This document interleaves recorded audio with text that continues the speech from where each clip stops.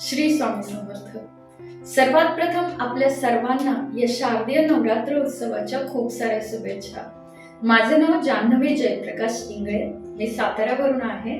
Multiple world record holder आहे, plus national brand ambassador आहे आणि आंतरराष्ट्रीय राष्ट्रीय योगा खेळाडूही आहे.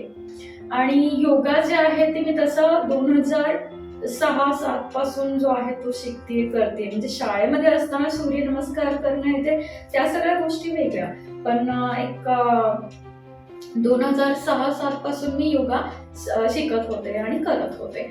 मग 2015ला जसं मी जॉब सोडल्यानंतर माझ्या मम्मीने मला सांगितल्यानंतर मी योग साधना करायला सुरुवात केली. त्याचबरोबर आहारावरती मी फोकस केलं आणि अशा पद्धतीने माझी तब्येत जी आहे ती सुधारली. मग त्याच वेळेस माझ्या मम्मीने मला सांगितलं की तू मग योगामध्ये तुला इतकी आवड आहे तर मग तू योगामध्येच का तुझं पुढचं करिअर करत नाही. मग माझी मम्मी माझ्यासाठी प्रेरणा आहे. आणि तसं बघायला गेलं तर घरामध्येही मैदानी खेळाचं वातावरण होतं, पण योगा हा कम्प्लीट टोटली वेगळा आला. पण मग मी ठरवलं आणि शास्त्रशुद्ध असं योगाचं सर्टिफाईड शिक्षण मी घेतलं. हे सगळं करत असताना हा खूप सोपा प्रवास नाहीये आणि मी असं म्हणेन की संघर्षाशिवाय काहीच केलेलं पण ते फळी येत नाही असं मी म्हणेन. कारण ज्यावेळेस आपण संघर्ष करतो त्याचं जे आपल्याला फळ मिळतं त्याचा खूप आपल्याला आनंद मिळतो. त्यामुळे मलाही खूप सारी संकट आली या क्षेत्रामध्ये कार्यरत असताना, पण मी या सगळ्या संकटांवरती अभ्यास आणि सातत्य या सगळ्या जोड ह्याची देऊन मी या संकटांवरती मात केली. आणि सर्वात महत्त्वाचं स्वामींच्या आशीर्वादामुळे ह्या सगळ्या गोष्टी शक्य झाल्या. अगदी कोरोना काळामध्ये पण स्वामी सगळ्यांच्या सोबत होते, त्यामुळे आपण त्यातून तारून निघालो. जे काही औषधोपचार असतील ह्या सगळ्या गोष्टी आपण करत होतो. आणि माझ्याही आयुष्यामध्ये जेव्हा मी प्रत्येक गोष्टीच्या पावले क्षणोक्षणी स्वामी सोबत आहे त्याची अनुभूती येत असते. मग फक्त स्वामींचं एक नाव जरी घेतलं, त्यांचा धावा जरी केला तरी पण स्वामी आपल्या बरोबर आहेत ह्याची प्रचिती ते आपल्याला क्षणोक्षणी देतात. आणि माझ्याही आयुष्यामध्ये स्वामी हे मला अशीच अनुभूती देतात. खूप काही प्रॉब्लेम आले, खूप काही संकट आले, पण आज स्वामींमुळेच मी आज इथपर्यंत तारून निघालेली आहे. आणि पुढेही स्वामी माझ्या सोबत कायम राहतील आणि राहणार हेही मला माहिती आहे आणि त्यांचा आशीर्वादही राहणार माझ्यासोबत. तर या कोरोना काळामध्येच आपल्याला योगाविषयी जे आहे ते खूप काही जनजागृती झाली. सर्वजण योग साधना करू लागले, ध्यान साधना करू लागले, प्राणायाम करू लागले, है ना. सो आता जर आज आपले हे नवरात्री जे शारदीय नवरात्र उत्सव सुरू आहे आणि हा स्त्री शक्तीचा जागर आपण बोलतो, चेतना शक्तीचा जागर आहे.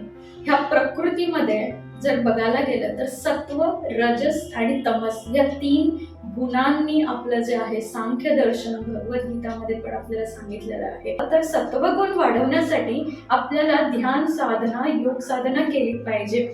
तमस आणि रजस, तमस जो आहे तो आळसीपणा, आळस्य घेऊन येतो. रजस जे असतो तो ओव्हर ऍक्टिव्ह बनवतो आपल्याला, म्हणजेच राग, द्वेष, क्लेश, मत्सर हे सगळे काही आपल्या शरीरामध्ये, मनामध्ये असतात.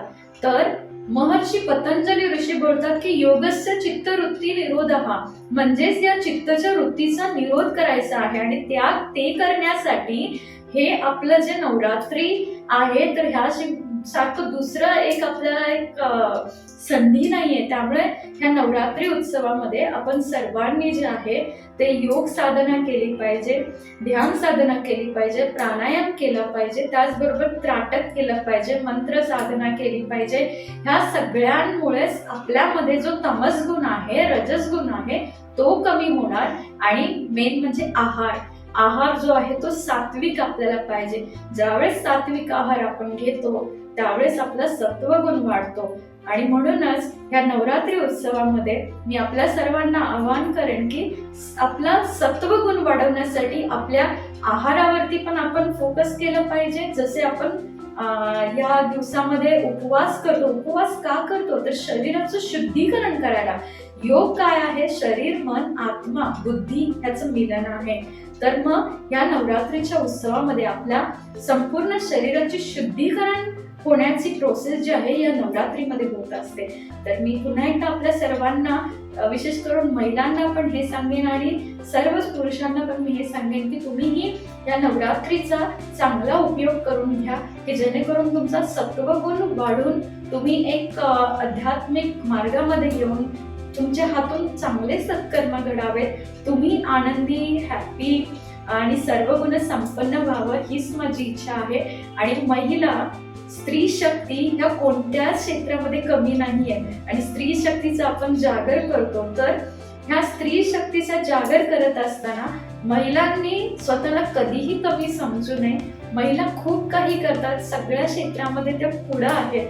तर त्या नवरात्री उत्सवामध्ये माझ्या संपूर्ण महिलांना ह्या शुभेच्छा राहतील की तुम्हीही या नवरात्री उत्सवाचा जो आहे तो छानपणे उपयोग करून घ्या आणि तुमच्या इच्छा, आकांक्षा सर्व काही पूर्ण होत आणि आई जगदंबा सदैव तुमच्या पाठीशी राहो आणि स्वामी समर्थ हेही तुमच्या सोबत राहो, त्यांचाही आशीर्वाद तुम्हाला सर्वांना राहो.